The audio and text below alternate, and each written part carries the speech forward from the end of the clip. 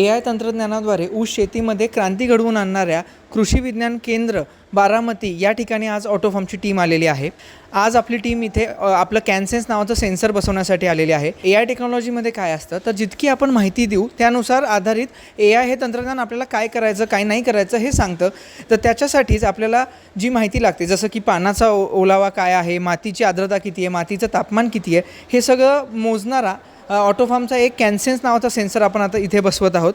हे अत्यंत परवडणारं सेन्सर आहे। कुठलाही शेतकरी हे सेन्सर आपल्या शेतामध्ये बसवू शकतो। त्याचबरोबर आपलं ऑटोफार्म हे पूर्ण ऑटोमेशनचं सोल्युशन आहे, जिथे तुम्ही पाणी पण ऑटोमॅटिक चालू करू शकता, बंद करू शकता।